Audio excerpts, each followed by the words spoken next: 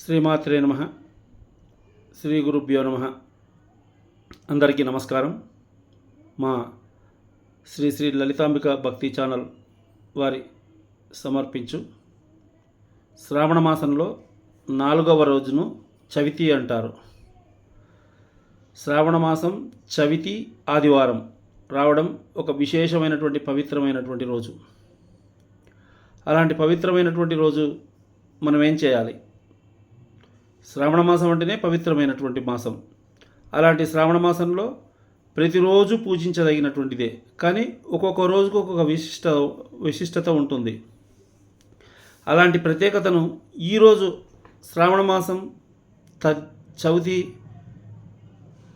ఆదివారం రావడం వల్ల మనకేం ప్రత్యేకత ఉంటుంది, మనం ఏం చేస్తే మంచి ఫలితాలు వస్తాయి, మరి మనం ఏం చేయాలి ఈరోజు అని మనం చర్చించుకుందాం. ఇది చాలా ఉపయోగకరమైనటువంటి వీడియో. అందరూ పండగలు, నోములు, వ్రతాల గురించి చేస్తారు, కానీ ఈ మాసంలో ప్రతిరోజుకు ఒక విశిష్టత ఉంది. ఏ రోజు ఏం జరుగుతుందో, ఏ రోజు ఏం పూజ చేస్తే ఎటువంటి ఫలితాలు వస్తాయో సమగ్రంగా మీకు ఒక చిన్నగా క్లుప్తంగా 10 నిమిషాల్లో వివరిస్తున్నాను. కాబట్టి శ్రద్ధగా విని ఎవరికైనా నచ్చితే లైక్ చేసి, సబ్స్క్రైబ్ చేసి మీ మిత్రులకు కూడా, బంధువులకు కూడా షేర్ చేసుకోండి. ఉపయోగకరమైనటువంటి వీడియో. ఈ యొక్క ఆదివారంతో కూడి వచ్చినటువంటి చవితి, అందులో నాగుల చవితి అంటారు. నాగుల చవితి అంటే మనం గుడిలోకి వెళ్ళి నాగప్రతిమలు ఉంటే నాగప్రతిమలకు మనం పాలు పోసి అభిషేకం చేసుకోవటం, మరియు ఎక్కడైనా పుట్టలు ఉంటే ఆ పుట్టల దగ్గరికి వెళ్ళి పుట్టలో పాలు పోసి అక్కడ సుబ్రహ్మణ్య స్వామిని పూజించి చలిమిడి ఉండలు అంటే నువ్వులతో తయారు చేసినటువంటిది, నువ్వులు బెల్లంతో తయారు చేసినటువంటి ఉండలు చేసి ఆ సుబ్రహ్మణ్య స్వామికి ప్రీతికరమైనటువంటిది కాబట్టి పిండితో తయారు చేసినటువంటి చలిమిడి ఉండలు, ఈ రెండింటిని తీసుకెళ్ళి అక్కడ నైవేద్యం పెట్టడం, అలాగే వడపప్పు, పానకం తీసుకుపోయి నైవేద్యం పెట్టి పూజించడం జరుగుతుంది. ఇది నాగుల చవితి యొక్క విశిష్టత. మరి ఎందుకు చేయాలి ఈ పూజ, ఎవరు చేయాలి అంటే ప్రతి ఒక్కరూ కూడా పూజించదగినటువంటి ఈ యొక్క నాగుల చవితి. ఎందుకంటే దైనందిన జీవితంలో ప్రతి ఒక్కరూ కూడా ఆర్థిక ఇబ్బందులతో ఉంటారు. ఏదో కొంత మనస్పర్ధలు, ఇంట్లో గొడవలు, కొట్లాటలు, మనశ్శాంతి లేకుండా ఉండడం, భార్యాభర్తల మధ్య మనశ్శాంతి లేకుండా ఉండడం, లేదా ఇంట్లో రుణబాధలు కలగడం లాంటివి ఉండటం, అలాంటివి తొలగిపోవడం కొరకు ఇంట్లో వివాహం కాకపోవటం, వివాహం కాలేదని మా పాపకో మా బాబుకో సంబంధాలు వస్తున్నాయి కానీ వివాహం కుదరడం లేదు, ఎందుకు స్వామి మా పాప జాతకంలో ఏమైనా దోషం ఉందా, బాబు జాతకంలో ఏమైనా దోషం ఉందా, ఎన్ని సంబంధాలు చూసినా కానీ కుదరడం లేదు అని బాధపడుతుంటారు. అలాంటి వారికి మంచి తరుణం ఇది, మించితే దొరకదు. ఎప్పుడో ఎక్కడో పైసలు ఖర్చు పెట్టి మనం శాంతులు, పూజలు, ప్రక్రియలు చేసుకునే కంటే నాగులకు ప్రత్యేకమైనటువంటి రోజు మనం చవితి రోజు ఆ సుబ్రహ్మణ్య స్వామిని కొలవడం వల్ల, పూజ చేసుకోవడం వల్ల, పాలు పోసి పూజించడం వల్ల మనకు రుణబాధలు తొలగుతాయి. రుణాలు అంటే అప్పుల బాధ తొలగిపోతుంది. అప్పులుంటేనే ఇంట్లో మనస్పర్ధలు, గొడవలు, కొట్లాటలు. మరి అవి లేకుంటే ఇల్లు ప్రశాంతంగా ఉంటుంది. ప్రశాంతంగా ఉండాలి అంటే మనకు ఈ యొక్క కుజదోషానికి సంబంధించినటువంటి దోష పరిహారం కావాలి. కుజదోషం అంటే ఏంటి? సుబ్రహ్మణ్య స్వామి, కుజునికి అధిపతి సుబ్రహ్మణ్య స్వామి. మరి ఆ సుబ్రహ్మణ్య స్వామికి మనం పూజ చేసేటటువంటి మంచి తరుణం సంవత్సరానికి ఒకసారి వచ్చే మంచి ఉత్తమమైనటువంటి ప్రత్యేకమైనటువంటి రోజు. ఆ రోజున మనం పూజించుకోవడం వల్ల మన జాతకంలో ఉండేటటువంటి సర్పదోషాలు తొలగుతాయి. సర్పదోషం ఉంటే మనకు వివాహం కాదు, సంతానం కాదు, అదే పనిగా అబార్షన్స్ అవుతుంటాయి. ఇంకా ఉద్యోగంలో చికాకులు, చింతలు ఉంటాయి. వ్యాపారంలో సక్సెస్ కాలేకపోవటము, విద్యార్థులకు చదువు అబ్బకపోవటము, ఉద్యోగంలో ఉన్నవాడికి మనశ్శాంతి లేకపోవడము, ఇలాంటివన్నీ కూడా జరగడం. తర్వాత ఇంట్లో వ్యసనానికి బానిస కావడం. వ్యసనం అంటే తాగుడు, జూదము, పరస్త్రీలులత్వం. ఈ 3 కనుక మనిషికి అభినయం అంటే వాడి యొక్క జీవితం అధపాతాళానికి పడిపోయినట్టే. కాబట్టి ఈ సర్పదోషానికి సంబంధించిన దోషాలు, ఈ యొక్క కుజదోషానికి సంబంధించిన దోషాలు ఈ ఆదివారం నాడు రావడం వల్ల, చవితి కలిసి రావడం వల్ల మనకు ఈ పూజ చేసుకునేటటువంటి అవకాశం మనకు దొరికింది. అందులో సూర్యుడు సంతానకారకుడు, కుజుడు సంతానకారకుడే. కాబట్టి సూర్యుని దినమైనటువంటి ఆదివారం నాడు మనకు ఈ యొక్క చవితి వచ్చింది. కాబట్టి సూర్యగ్రహం అనుకూలంగా లేనటువంటి వాళ్ళు కూడా ఈ యొక్క సూర్యారాధన చేయడం వల్ల ఆదివారం నాడు అద్భుతమైనటువంటి ఫలితాలు ఉంటాయి. సూర్యారాధన అంటే ఉదయం మనం చెప్పుకున్నట్టు ఇంతకుముందు వీడియోలో తెల్లవారుజామున లేచి స్నానం చేసి ఇల్లు శుభ్రం చేసుకొని పూజాగృహాన్ని సిద్ధం చేసుకొని ఇంట్లో దేవుని దీపం, బయట తులసిమాత దగ్గర దేవుని దీపం, ఇంటి ముందర ముగ్గు వేసుకొని ఉంటే లక్ష్మీదేవిని మనం ఆహ్వానించినట్టు లెక్క. ఆ లక్ష్మీదేవి మన ఇంటికి వచ్చిందంటే మన సమస్యలన్నీ పటాపంచలైనట్టు. సూర్యోదయం అయ్యేంత వరకు మనకు ఇంట్లో దేవుని యొక్క పూజా కార్యక్రమం పూర్తి కావాలి. సూర్యుడు ఉదయిస్తున్న సమయానికి మనం సూర్యుడికి ఎదురుగా నిలబడి సూర్యునికి నీటితో అర్ఘ్యాన్ని ఇడిస్తే ఆయన పాదాలు కడుగుతున్నట్టుగా మనం భావించుకొని అర్ఘ్యం వదిలినట్టయితే మనకు సూర్య నమస్కారం చేసినట్టయితే సూర్యుని యొక్క గ్రహదోషాలు తొలగుతాయి.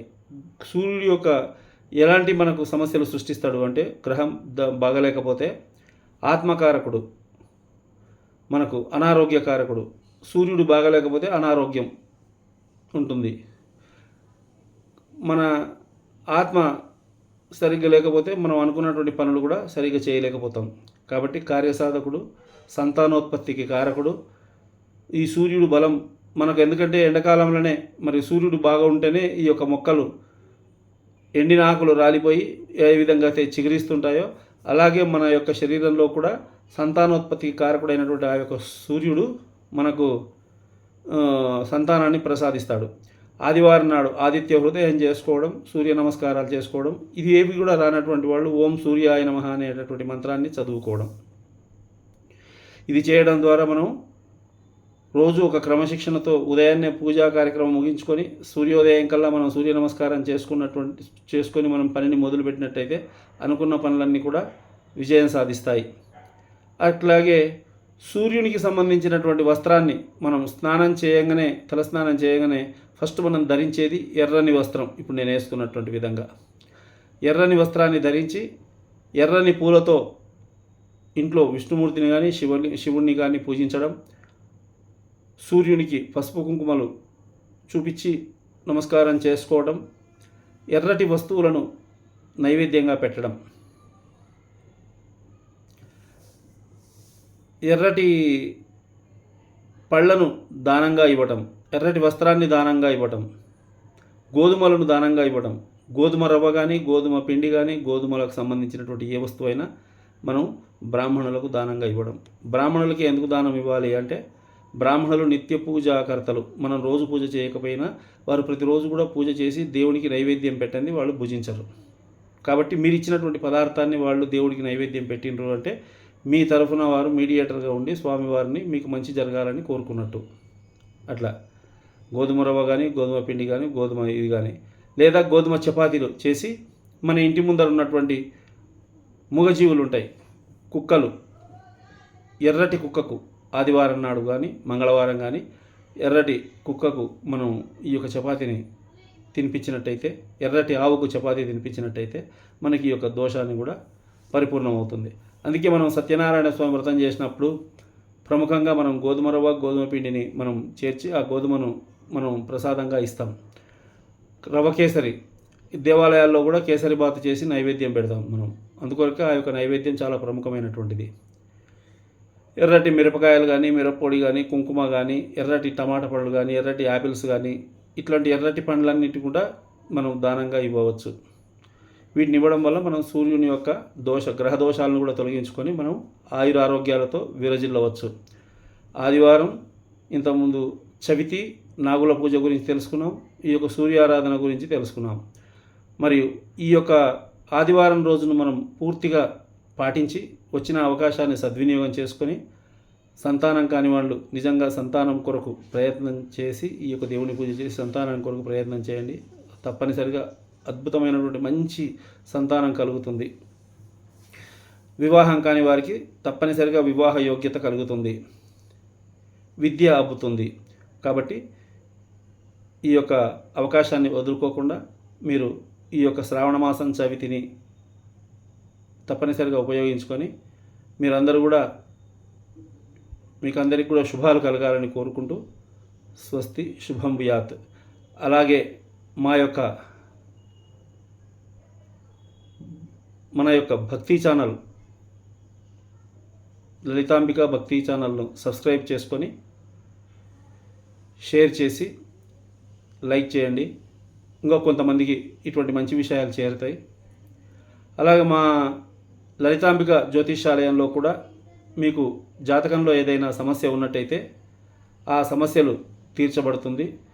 పుట్టిన తేదీ, సమయము, పుట్టిన ఊరు తీసుకొని వచ్చినట్లయితే మీ యొక్క జాతకాన్ని సమగ్రంగా విశ్లేషించి ఎక్కడ మీ జాతకంలో ప్రాబ్లం ఉందా దాన్ని వెతుకులాడి మీకు ఆ సమస్యను పరిష్కరించబడుతుంది. దానికి తగిన పరిహారాలు కూడా చేయించబడతాయి. మీరు ఒకవేళ సంప్రదించాలనుకున్నట్టయితే జాతకం కొరకు ముందుగానే మా నెంబర్కు ఫోన్ చేసి 9603841500 నంబర్కు ఫోన్ చేసి సంప్రదించినట్లయితే సమయాన్ని ముందుగానే బుక్ చేసుకోవాల్సి ఉంటుంది. అలా సమయం బుక్ చేసుకొని మీరు వచ్చినట్లయితే మీ జాతకాన్ని పరిష్కరించబడుతుంది. మా లలితాంబిక జ్యోతిషాలయంలో మీకు శుభకార్యముల కొరకు అంటే వివాహాది గృహప్రవేశాలకు విగ్రహ ప్రతిష్టాపనలకు కూడా పురోహితులు లభిస్తారు సంప్రదించినట్టయితే. శుభముహూర్తాలు నిర్ణయించుకోవడం కొరకు లగ్నపత్రికలు ముహూర్తాలు నిర్ణయించబడతాయి. లగ్నపత్రికలు కూడా వ్రాయబడతాయి. వీటినన్నింటినీ కూడా మీకు ఉపయోగించుకున్నటువంటి వారు ఈ యొక్క లలితాంబిక జ్యోతిషాలయాన్ని సంప్రదించవచ్చు. స్వస్తి.